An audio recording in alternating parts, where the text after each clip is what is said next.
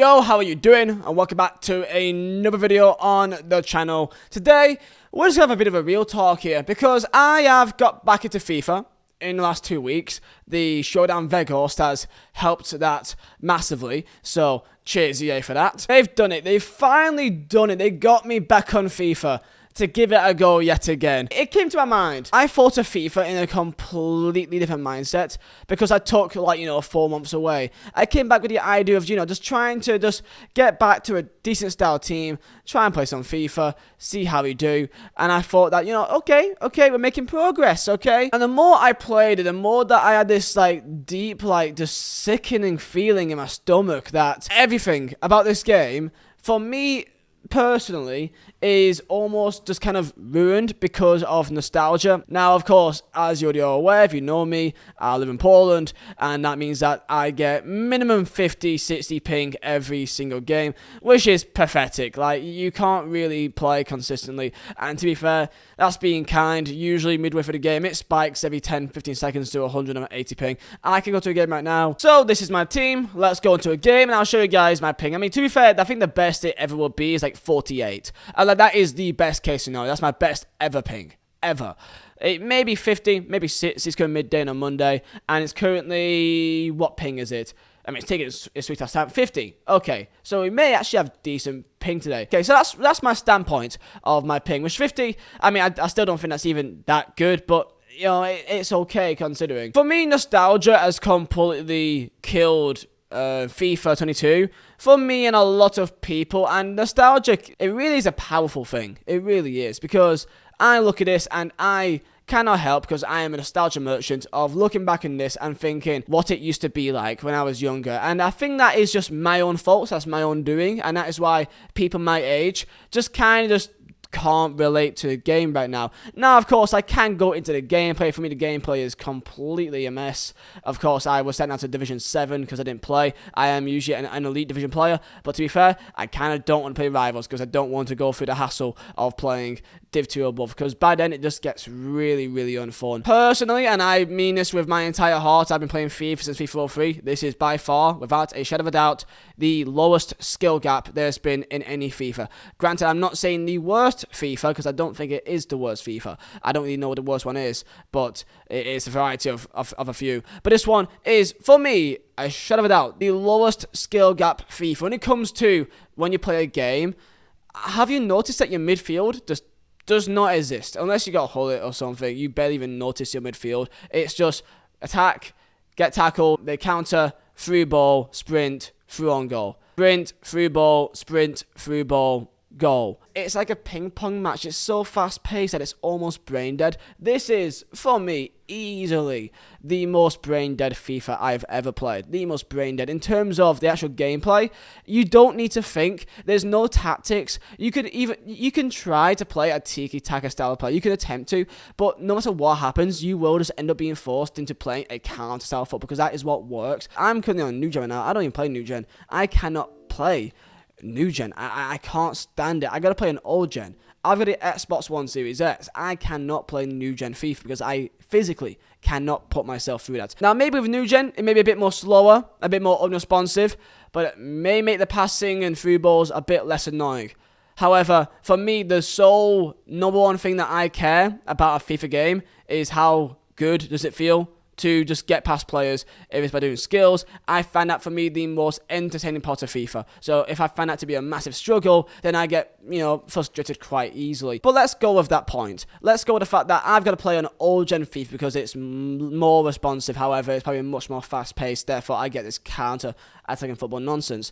Even on new gen, it's just balls over the top through balls consistently. It's not even much better, really. When we were younger playing FIFA, we didn't really know any better. We didn't really know about what the real meta was, and if we do, we just kind of didn't really care. Now, maybe that is the way that I stand right now. I saw a video the other day by Nick 20T. Probably one of the most hardcore FIFA players who is out there. I don't think there's many more people, not that many more of a percentage, that spends as much time as he has playing FIFA in the last 5 years, 6 years even. Okay, no one's been grinding this game more than him. And I listen to the things that he says. I take what he says very, very, he will know more than anyone else what this game is like because he lives it. almost 10 hours a day for 5 years. And this is what he had to say. But so I think we get the best of me out of FIFA gameplay and the absolute worst of me. The problem is there's no balance. It's one-sided. You get the best of me for 5% of the time on FIFA and the worst of me for 95% of the time. Fundamentally, this game needs to have clean servers and good gameplay, period. There's no, for me, and how I think this game should be developed, nothing matters beyond that point. I have the best team ever. Through the years, there's been some insane content, and I give up on this game quicker and quicker every year across the last 5 years. And you could argue that across the last 5 years, content and the squads I have done nothing but get better. And my enjoyment level and engagement with this game has done nothing but go down. Content and good teams means nothing to the fundamental enjoyment and engagement with this game, period. They could do all these things I have said, and if the fucking gameplay delay and the meta of the game and the servers are the way they are right now, I would not fucking play this game more than 1 hour a day, even with all the things I could ever want in content. Because at the end of the day, if the fucking gameplay sucks, if the servers are trash, if the connection is garbage, if the meta of the game is brain dead, if the AI auto block defending bull is the way it is right now, it does not matter what they do to content or what is in the game. Because fundamentally, the game sucks. That's it. And that's why I have to retire from this game, at least until FIFA 23. I have to walk away because this game sucks. Now, of course, I hope that Nick is okay with me using that clip to showcase his points, because I think that his opinion on the game is much more valid than my opinion, and I understand that. Yesterday, I qualified for FUT Champs. I didn't play FUT Champs because I had no time to, right? I felt quite ill, and I still feel quite ill now, I'm not going to lie. So that's why I'm not as gassy as usual. I opened my mega packs from qualifying for FUT Champs, right? I got like rank 4. And even just a ranking system almost just feels so like just nothing to me. I miss the elite and the gold system because it felt like it was more. Nowadays, it's just like, it's so like nothing. You can get like an insane rewards on FUT Champs for barely even trying. It almost feels like it's too easy to get a good team. And I opened a pack the other day, yeah. And guess what I packed? I packed Messi. I packed Messi yesterday. I didn't even flinch. Why do I not flinch? Because the guy is genuinely fodder.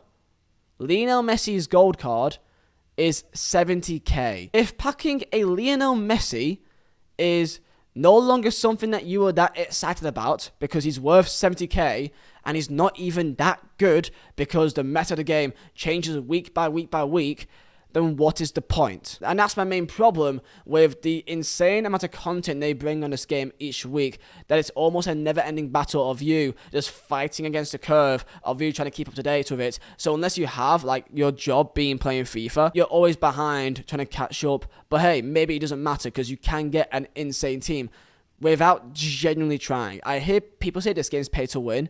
This is the least pay to win FIFA I've ever seen in my life. You can get Neymar, Mbappe, Messi for playing the game for genuinely like a week. You work 9 to 5, you get back home, you have 2-3 hours max, right? To go just play some FIFA, right? Do your rivals, do your SBCs, do whatever you want to do, right?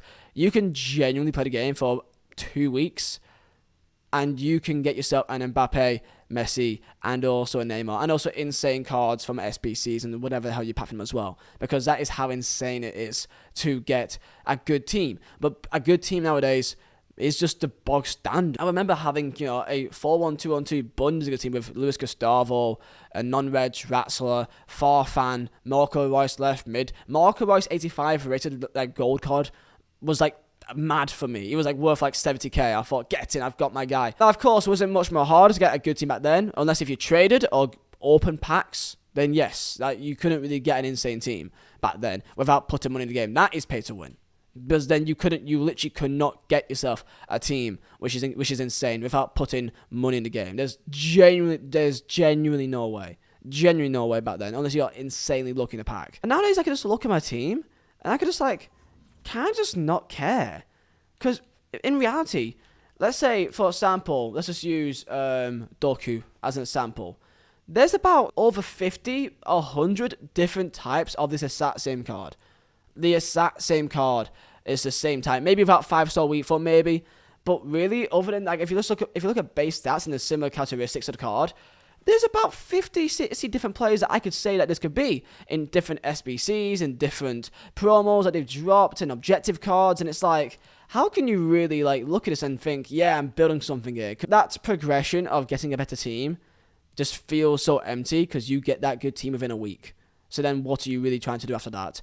And after that, it is literally just playing games of FIFA just to get yourself some packs for fodder, then go put the fodder into SBCs for the actual fun parts. Go and do whatever, 85 pluses, whatever, party bag packs they've got out, whatever icon pack bags. Sadly, with nostalgia, it always feels like you're always like fighting against what you used to have. Remember Christmas Day? I woke up at 5 o'clock on Christmas Day during FIFA 14. I woke up and you know what I did? I logged on FIFA 14 and I made a non-rare gold team. I remember this vividly. I made a non-rare gold team. It was a hybrid. So at one time I had like Nzonzi with KDB and also with Cornet, the Everton striker Cornet. And other side I had like Draxler with whoever I had back at that time. I remember that and I just played the game. I just played FIFA because I enjoyed just making these teams and just feeling good by having these teams. Try and go out playing with a non-rare team now. Good luck. So when you got gameplay that's too rewarding because it feels like you're doing nothing and then getting rewarded for it. And then also join out the fact that you are forever always changing your team because you've got to always keep up against the curve. Otherwise, you feel like you're always falling behind as it changes each week. Alongside the fact that if you wanted to have some fun, you couldn't really do it without just being ass blasted by people that just knows the meta and just plays the meta players. The gameplay itself is one of the most brain dead meta I've ever seen because it literally at least 19 people say 19 at least you had to know when to do the Lakaketa or at least when to do a El Tornado cross, at least get a time, the green time like finesse shots like on time to do it. Here it's just Y or triangle.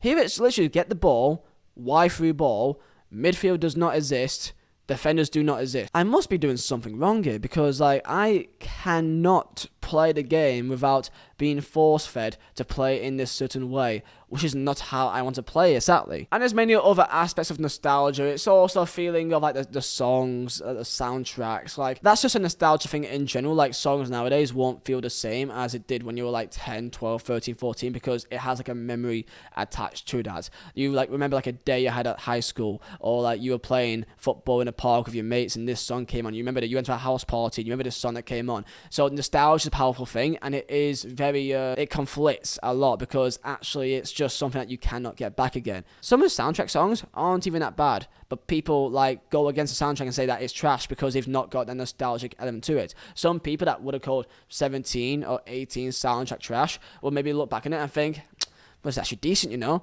that's a problem with nostalgia, and that's why, like, maybe looking back in this game, people may be easier onto it. I mean, I've, over time, got easier on 19. At first, I thought it was a dumpster fire, but over time, I thought, you know what, man? It was a dumpster fire, but I had fun on that dumpster fire. Here, I don't really feel that same way because I can still have a relatively decent team and feel like I'm actually achieving something. Here it's almost just like hand-fed to you. And also do not forget as well, there's 10-year-olds, 11-year-olds, 12-year-olds that's playing this game. So this is their nostalgic FIFA. This is their time that they'll look back on and they'll look back in the game and think, oh, remember the memories of the party chats and the discords and playing some FIFA, playing some pro clubs. And that's the thing. I don't want you guys to think that I am therefore thinking that if you are, let's say, younger, that you are missing out because this is your nostalgic FIFA.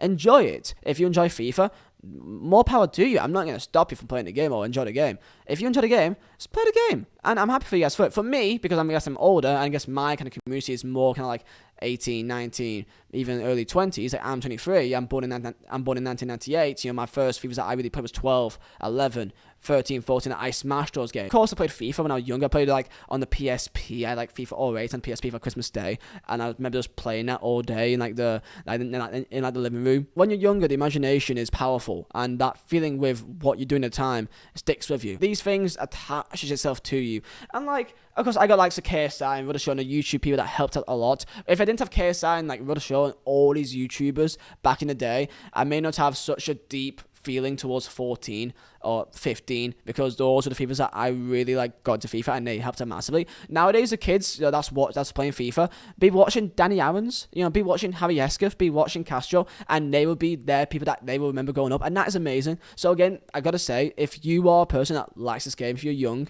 do not let my opinion ruin it for you. It's just for me, and because I guess I'm old, I guess in the scene, that I'll look at it and I'm like, this doesn't feel the same. I packed a Lionel Messi, bro, and I do not care. I can pack a Pogba, I can pack informs for days and just think, good for that. That'd be great into an SBC. That's nonsense. I don't think that's what FIFA should be like. This year, it's debatably more casual, but I don't think it's a bad thing because there's more casual people than there is competitive people. So there is definitely much more of a market for the casual base than the competitive, who want to get top 100 early one base. So I understand that and why they've done the things they've done. So I'm not really complaining. It's just for me as a content creator, it's hard to get people to care about your FUT champions if I don't even care about it myself, because why would you care? Because you can get an insane pack, like the inform packs and the 2 red picks for winning how many games? Like 8 games? It's ridiculous. Like back in the day, you had to win like 21 games to get yourself a free inform pack, and that was hard to get, man. To get into Elite 3, that was hard. That was a challenge. Nowadays, it's just given to you. It's just given to you, bro. I do apologize if people think this is just me being like sad or something. This is just my general all-round thoughts. I think this is the lowest skill gap FIFA there's been. I think that it's genuinely brain dead the gameplay, therefore I can't really take it serious. Because of me and my own personal location, because I live in Poland, I get awful ping, so I can't really enjoy the gameplay because it genuinely just isn't consistent for me. If it's like bad gameplay but it's consistent, I can at least get used to the consistent bad gameplay. If it's not consistent, then how can I get used to the gameplay? How can I get used to gameplay that fluctuates by the second and each game is different to the next? I can't get used to that. And that, for me, is a massive, massive problem, as I could play Warzone with over 100 people in a game, 80, 90 people, be fine internet-wise, be fine connection-wise, but I struggle to play against 1v1? What? I struggle to get a good connection against one person in the world, and that's apparently seen as too tough to do. But I could play Warzone with 100 people and be completely fine, and have no internet issues whatsoever. I don't know how to make sense, and this is just like the thing with EA. Servers will and will always be a problem with the game. It will always be, and sadly, I don't think they will ever change because people like me, idiots, will just buy the game anyway because it's football, and we love football. Give me your thoughts down below. This will be a very interesting video to see, what you guys are currently standing with this game right now, because I know more people that has just not bothered this year, more people that's just kind of stopped thinking. It's just not enjoyable. The same teams, the same players, the same play styles, the same kind of repetitive nature each week, and almost feeling like you're having no reward or having really any feeling of actually gaining a team because it always changes each week. That is why people give up. And I think I know this year, there's so many people that was like Div 4, Div 5, Silver 1 in other FIFAs, but this year, they're in the Elite Division. They're in FUT Champs. It's the lowest skill gap FIFA. You could get a 10-year-old kid, teach them the Y button, and then B to shoot. You can genuinely just get a kid to through ball, run and sprint, and then shoot, and they'll probably do decent at FIFA. I'll see you guys next time, and stay safe.